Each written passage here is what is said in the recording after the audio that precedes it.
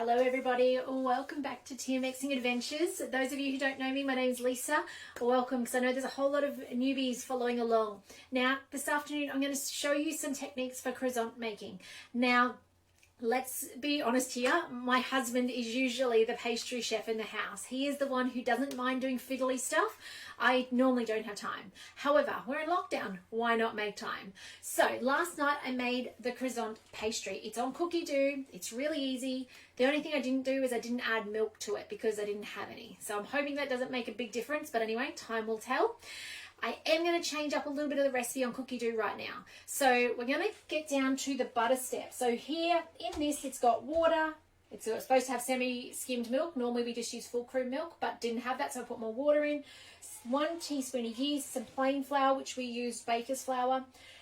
Some sugar, didn't put all the sugar in, put half the sugar in. Some salt, some butter, 50 grams of butter. And then it kneaded for 5 minutes. You wrapped it up, you put it in the fridge. So that's step one. Did that last night, happy days.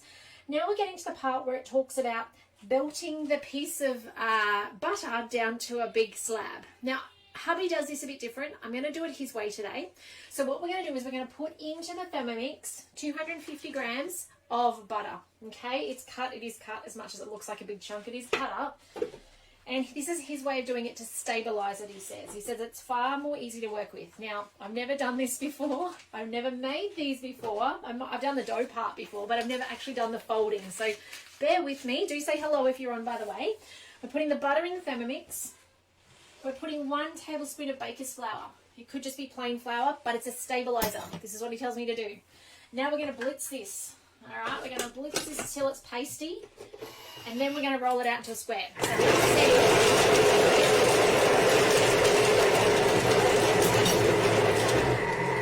can hear that's getting really pasty in there. All right, you can hear that it's smoothing out. Let's have a look at it. Here's my pastry, my croissant pastry dough. That's what it is for later. Let's have a look how this has gone. Look at that. It's whipped kind of up. It's got rid of, I think, all the chunks. I'll just check.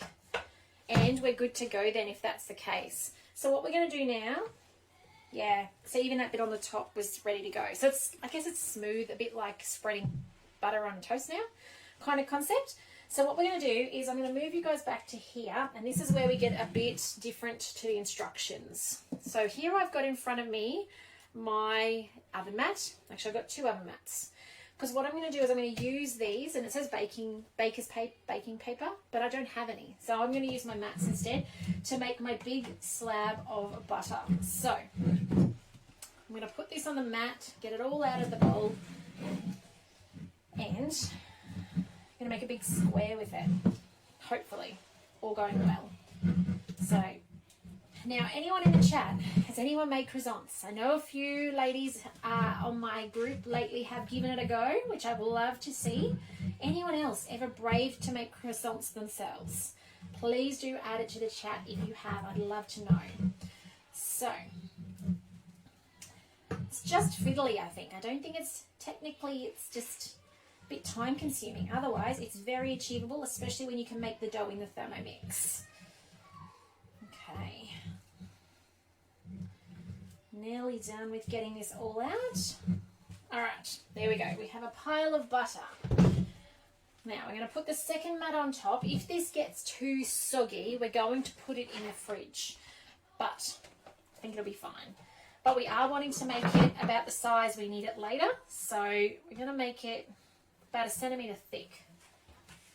Now, a little trick for getting square edges on things is, hello Chris, lovely to have you on. To get square edges, some of you guys have seen me do this with biscuits before. We lift up the side and we fold it in. Now I'm just going to pull this back a little further like that.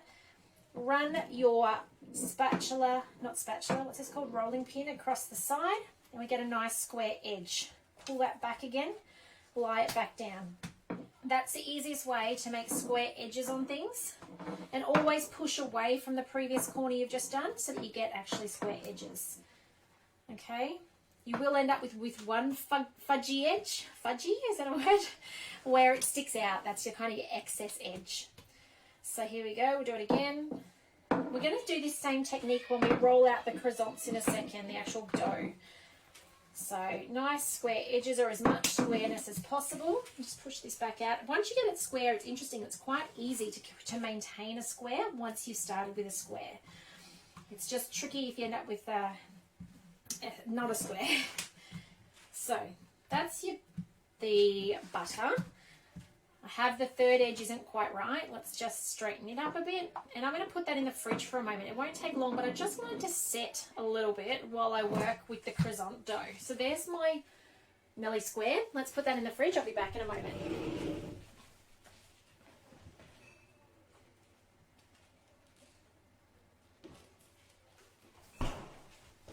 Okay, putting it in the fridge just allows it to firm up so we can get it off that mat easier. All right, now we're going to roll out our dough. So this has been in the fridge, proving overnight. I've got my awesome Thermomat, which, by the way, buying a Thermomix this month, you can get yourself a mat for free and a bread tin. Hello, Sharon. You have perfected croissants. I remember seeing your croissants online recently. Now I'm just trying to dislodge this off my mat. Just grab my scraper. These are awesome, by the way. Mix Shop. I think they were $4 or something a little while ago. I don't know if they're still there. All right. So we need to roll this out and we need to make it about the size of my mat. I don't know if I need to flour it, but we do want to start with a square. So your tip, let's get you guys a little bit more coverage. There you go. The tip to making a rectangle or a square is to start with a rectangle or a square.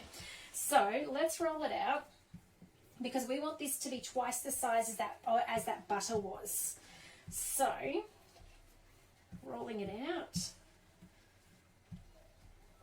The other way you can get a bread mat, ladies, is to actually, at the moment, join up as a consultant with a half-price business kit. The Thermomat is in the business kit. If you'd like information about joining the team, let me know. I'd love to share with you some information, so you can see if it's going to be right for you. This dough is beautiful, guys. If you haven't tried making dough, give it a go. This dough particularly, it's really nice. This is coming from a person who doesn't like to touch food, okay? It's actually good. So rolling it out, keeping it as rectangular as possible as we go. We want to get it twice this size. So it is quite a labor of love. Somebody said yesterday about, when you're rolling out your own pasta, you don't have to go to the gym afterwards. I feel like that might be the case today. Well, the gyms are closed anyway. We're in lockdown. So, good afternoon, Carissa. Lovely to have you on. All right. Rolling it out. So try and get square corners, and there's a couple of ways you can do that, but I'll go a bit bigger before I try and square up the corners.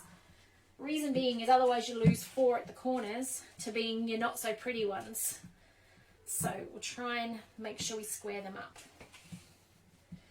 Now I do love the Thermomat for being able to do this, because it means we've got these nice marks on the mat that we can follow. Hubby the other week when he had his, he was actually doing it with a tape measure. And I'm like, there's markers on the mat, love. You don't need to do a tape measure for it. So, nearly there, nearly big enough now. So, now hopefully I can get that butter off that mat. Probably should have, in hindsight, now I'm thinking about it, possibly floured that butter on the mat to have got it off a bit easier. But anyway, too late, can't change that. I'm just going to square up these sides a little bit. So fold this over. Not too hard of a fold. It's just enough to put a bit of pressure on it. And then roll it along. Same with crackers. You guys have seen me do crackers like this as well. So it gives you that nice straight edge. Look at that. Do it on this side as well. I always tell you guys to go round from one side to the other, not across. So I've actually just done it the wrong way. But anyway, that's what happens when you're on live. So there's that side. Now, which end? I think that end's going to be messier, so I'm going to do this end because I think I can make it neater. So just fold that over. Gives us those nice square corners to work with. Or square corners, maybe I should say. And then we might see if I can get that bread out of, not the bread, the butter, out of the fridge. So there we go. There is our first bit. It doesn't matter that it's a bit messy on top, because it's actually going to be encasing our butter in a second. So let's go grab the butter out the fridge and let's put this first bit together.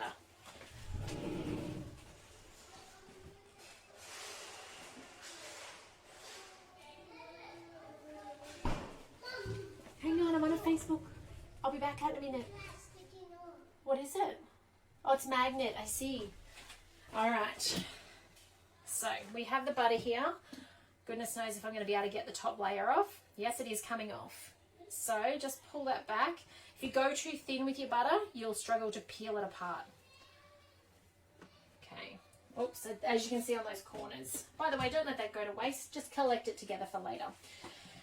Okay, let's just have a bit of a look and see if I can flip this over and encase it. So what I'm going to do, you guys can see that? Yep. I've gone actually too wide on some sides. I'm just going to even that up. I've gone too fat. So what I've done is my butter is actually, incidentally, a little bit too wide. So what I'm going to do is I'm just going to cut some of that off, put it over here, and hopefully I don't want it oozing out the sides. And that's the risk with it being too wide, is it's going to ooze. So we'll do that. Let's try again. And I just wanted to take up one end of my croissant pastry. I don't actually want it at both ends. Okay. Now we can peel this off. And you'll see how I've left a gap of about 1 centimetre around it. So we'll leave that gap. If I'd left it a wee bit longer in the fridge, I reckon it will peel off a bit easier. But anyway. Oh, what am I showing you guys? Sorry, camera background. Too much concentration going into this. Hello, Christine. Lovely to have you on today. All right. Okay. There we go. Butter off. So it doesn't matter that it's gone a little bit more than halfway. That's okay. It won't matter later on. We'll just spread that out to the sides a little bit so that it has some out there. As long as it's got at least halfway over, that's fine. We'll just get some of this into this corner. All right. Oh, there we go. So far so good. Now what we're going to do is we're going to pick up this mat and we're folding it over the top. So just check you guys can see. And I want to match it up with the other one underneath. So here we go, matched up. So now we want to get these corners joined up to each other. So the edges, we want to make sure that butter can't ooze out the side. So just pinch it over and roll it under. So pinch and roll around the ends to get that happening there. Our next step is to start our rolling process. So we're going to do this rolling process 3 times. If it gets too sticky, we'll be putting it in the fridge to firm up. However, it's not a hot day here, and I actually am hoping I'll be able to show you the full process without doing that. We'll see how we go. Just lift this off the mat. How cool is the Thermomat for working with? Everything comes off so easily. So it does pick the mat up when I'm in here, but that's okay. All right, this side just needs a little bit of rolling under. Pinch together, roll under. Doesn't really matter which way you go. I think I've just accidentally flipped it and gone the other way, but it doesn't really matter. Okay, we are ready to roll out. So try and keep it in a rectangle, because obviously that's the end result you want to have is a rectangle. And roll it from the center out. That also gets rid of any air bubbles on the way. And let's get this rolling. So we're pressing out that butter that's inside. It's going nice and thin in there. Try and keep it rectangular.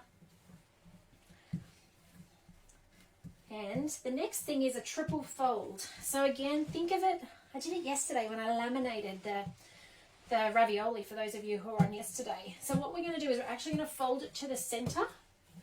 Oh, not center, we're going to fold it 2/3. We're going to fold it over 2/3. So that's close enough to a rectangle for me. Hubby would not approve. He'd make that far more rectangular, but this will do.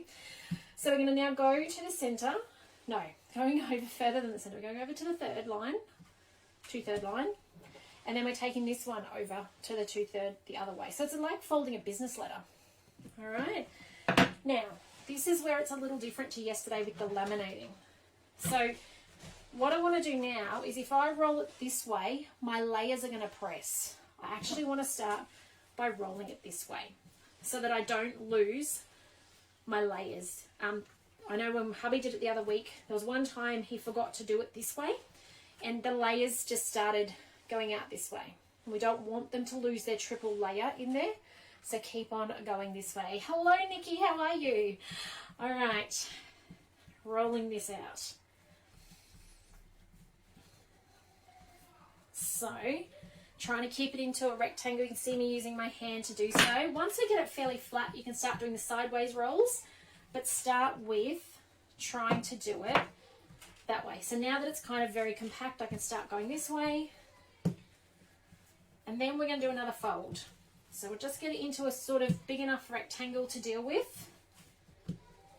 And let's fold it again. I tend to try and fold my messy end in first. I think seems to be the way to hide it in there. So let's do this. Now we're doing this process 3 times. By the way, when my husband does it, it's far prettier. Mine's not. Anyway, okay. They'll still taste amazing. That's the main thing, right? All right. That's the third fold. See that like that? And hubby's on a meeting, so he doesn't know what I'm doing in here anyway. So he can't take over and go, that's not neat enough. No, that tastes amazing. We've got to do one more of those. So let's press this out again.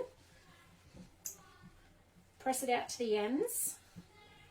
And then once it gets kind of flat enough, you can see that gluten now kind of compacting back up. It's not loving the stretching that's going on.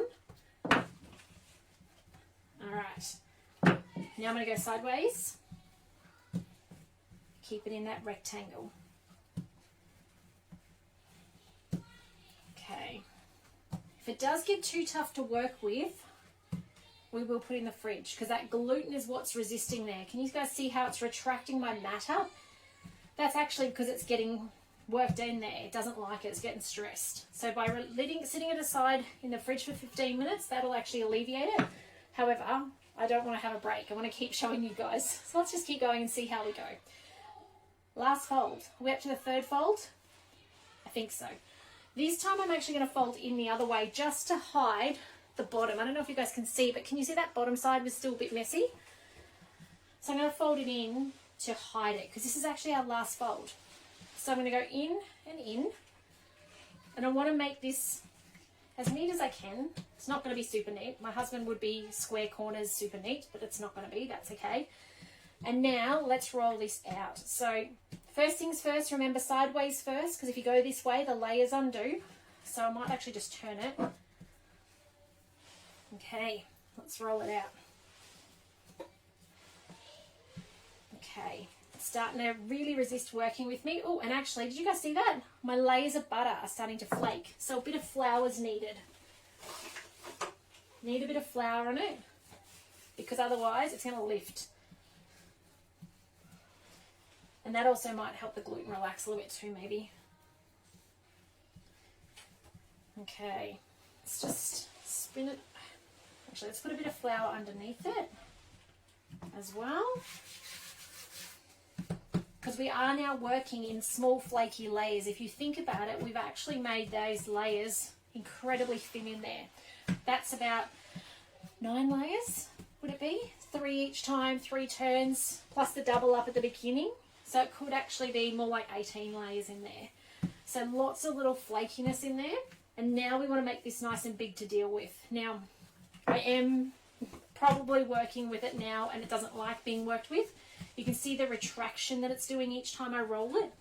It's trying to shrink back. I don't know, can you guys see that? That's actually the gluten going, I'm not happy, you've worked me too hard, I need a break. But I will persist for a second longer and see if I can make it work. Just gonna put a little bit more flour on. Okay, and let's see if we can roll this out. Because from here, once it's one big rectangle, we actually make our croissants. So we're aiming to get it into a big rectangle at this point in time, if we can make it stretch for us. Okay. I'm not sure I'm going to be able to make it stretch. Can you guys see how much it's resisting back in? It's jumping back in. Ideally, I wouldn't melt alive and I'd put it in a fridge. What I might actually do, guys, is I might actually put it in the fridge. Let me give it one more go and let's see if we can get it to roll out. because I think it needs that 15 minutes just to let that gluten relax again so that I can make this nice and big. So let's leave it there for a second because I don't think it's just going to keep shrinking back. So I'm going to wrap this back up in a mat. How good are Thermomats? So those of you thinking about getting a Thermomix this month, it comes with a free bread tin and a Thermomat. And I'm going to put this in the fridge just like that, if I can make it wrap up nicely. And how about we come back in about 20 minutes? I'll show you how to roll it out. And I'm going to show you as well how to get the nice little turn in your croissants so that they're that little shape rather than them being the big flat ones as well. So, I love that, Sharon, that you get a workout. You do, my arms are killing me, but also the dough's not loving it now. So, I'll come back in about 20 minutes. What time is it now? So, let's aim for 2 o'clock and I'll roll this out nice and flat. Let's cut them, let's roll them, put them on a tray, let them prove, and the kids are going to love them this afternoon. But if I can help you in any way with recipes, with inspiration, anything like that, please do reach out. I'd love to support you to get more out of Thermomix. So we will see you later on. Bye for now, guys. Okay, guys, I am back for part 2. It's been in the fridge. It actually was probably closer to half an hour because I got distracted. So let's now see the difference in how I can roll this out. And I think you guys will notice the difference. This time it's not doing the retracting it was doing every time when I rolled it out. It's definitely not as elastic now. It's letting me roll it, which is awesome. Do say hi if you're watching along. And I'd love to know if you're going to give croissants a go. And when you do, tell me what you think. I'd love to know. So I'm going to roll this out. I'm going to try and make it a rectangle, although you can see because it is so relaxed now how easy it is, and I'm actually pushing it into a funny shape. So I'm going to see if I can square that back up, and let's make this nice. So I do love my silicone roller from Big W or Kmart or somewhere like that. It did have 2 elastic bands on it that help you roll it to a certain size, but anyway, this is I took them off and this is perfect for the job. Alright, what we're going to do is we're actually going to do what I said before about folding the corners to give it a bit of a roll. So I want to roll this to try and square it up, because nothing worse than ending up with a product that's not square. So using the corners, roll it up like that. Same with the other side. Just getting it a bit square. This corner down here is not so bad, but you'll see that this end here is quite whoopy. It's all over the place. So I'm going to kind of hit it together a bit and give it a bit of a roll. Because I have done my 3 2/3 folds like a business letter. So I've done those. So now it's just a matter of making this big enough to be able to cut out my triangles to make the beautiful croissants. So let's get this rolled out. We don't want to go much wider. We probably now want to go longer. Now I'm going to aim to get 24 cut out of this because that's how many we need at this house. I think the recipe initially says 18, but obviously they just become a little bit smaller if you do it like that. So it's probably wide enough. So just get it a bit longer. Are you going to chop it into triangles? I am going to chop it into triangles. And then roll them up? And roll them up. Got little spectators who are very excited. Do you like croissants? Yeah? But remember to put the little ditch for the middle. A little cut in the middle? Yeah. Shh, we haven't told them that trick yet. We're going to show them in a minute. So kids quite enjoy making and being part of the process at my house. So they have watched us make these before a few times. Hello, Carissa. Oh, yours looked amazing too, Carissa. I loved seeing yours. Robin, I'd love to see you have a go at this. Hey, Sharon, hubby missed out because he was away. You certainly need to make some more for him then, Robin. Not Robin, sorry, Sharon. Get some for hubby, make some for him. So actually, I mean, it's not that hard really, right? Like now that you've seen it done, we'll just make this into some triangles. And now the other thing is when we get to these triangles in a minute, they don't have to be perfect. So what I am going to do is I'm going to lift this and put this over here on my ruler. Because either that or get a measuring tape out, but I want to be able to measure these out in a second. I need to be able to make it into, I can't remember what hubby did the other day. Triangles. Wonder what Daddy did. Do you remember? I don't Cut remember. the corners, keep them clean. Actually, we didn't make... sorry, I led you astray. I don't want 24. I want 12. I've just realised I've given you the wrong number. Can you get for me the green little bowl scraper, please, off the bench? All right, so what I'm going to do is I want to take this out to make it into triangles. So you don't know bowl scraper? It's green and it's a semicircle shape. Is it not there? Micah, can you have a look for the bowl scraper for me? So you can see I'm just evening up the corners so that I get a nice square end, and we're just about ready to do this. I've got it 43 to 44 actually. So I'm actually going to do this in 7 centimetres if my maths is correct, although maths is not my strong point. That's the one. Thanks, buddy. Oh, perfect. All right, so I've just got my bowl scraper, okay, or my dough cutter. And we're now going to start the process of cutting these. So, those boys are being a bit noisy, aren't they? So we're going to go in, should have moved it a little further out, but anyway. I'm hoping if my maths is right, I'm doing them in 7 centimetres, if my maths is correct. So I'm just looking to put my indents in at the right space. This also gives me a chance to see if I've got it wrong. So I'm just lifting the edge here. See if I can get you a bit closer and looking for the measurements on the side. I mean, a ruler would be better, or maybe next time if I didn't push it out so far next time would be also amazing. But anyway, that one there.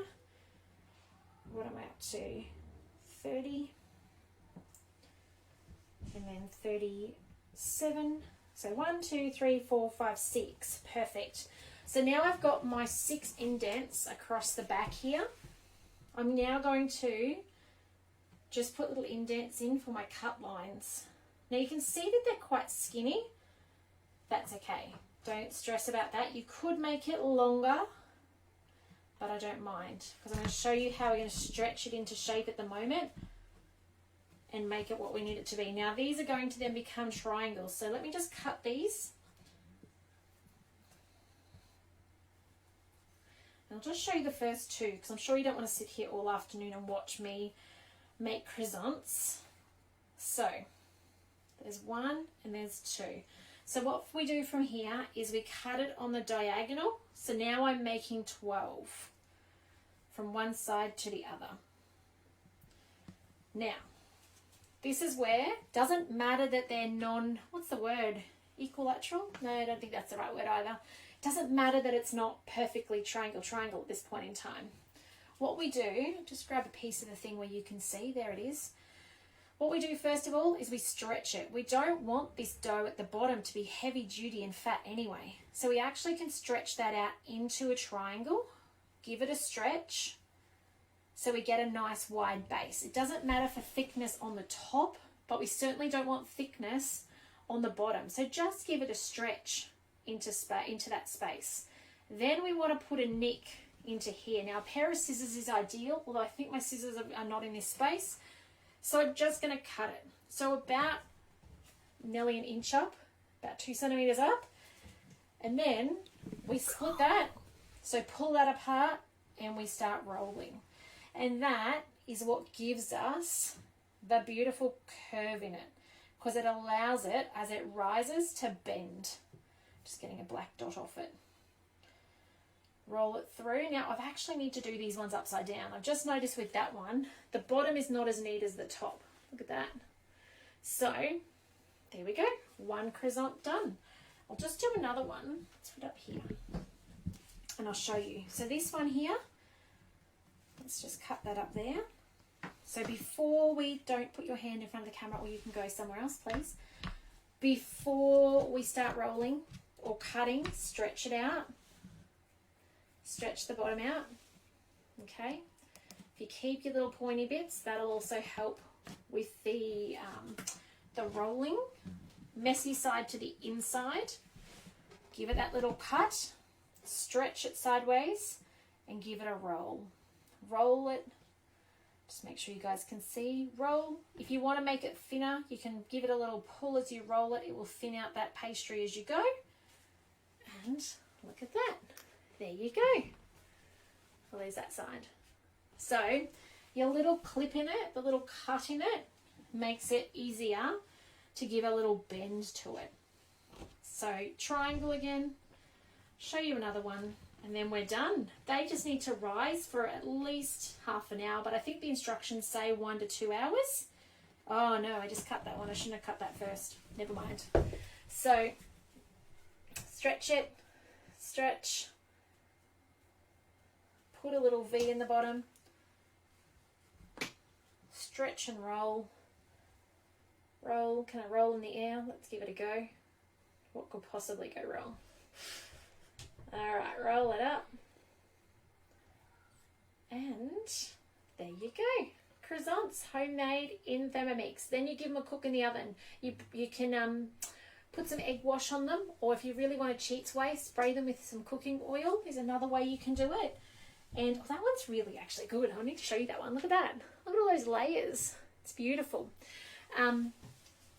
But yes, you can give it a spray with some oil if you prefer into a 200-degree oven. I think they only take 12 minutes. Keep an eye on them though, because that will then determine, you know, you want to get them out. You don't want them to go black. The little cut in it, Carissa, just gives you the ability to let it curve. You know how they have that little curve in them? That's what that does, is it gives you the curve in them. So I did cut this one early. I shouldn't have. I need to stretch it first and then roll it. So there you go, guys. I hope this has inspired you to give croissants a go in your Thermomix. When you make them, I would love to see the final product. So, and if you have trouble, reach out. I would love to support you to get more and more out of your Thermomix investment, like making ravioli, like making croissants, because now that you've seen it, I reckon you guys can have a go at that and you'd be completely impressed with your results, as would your family and friends you get to feed the food to. By the way, as they're curious about what you're making and they become more and more interested, let's do a demo. Let's get you some host rewards. Let's give you some more skills, tailor make it for you and them, and get them the answers they need to see if the Thermomix is right for their kitchen. All right, guys, have a fantastic afternoon. I'm going to finish off making these croissants. Oh, one more note on them, you can freeze them. So with the ones you would have seen us for our birthday celebrations the other weekend for Finn's birthday, once they've now done here, put them in the fridge for the hour or two and then freeze them.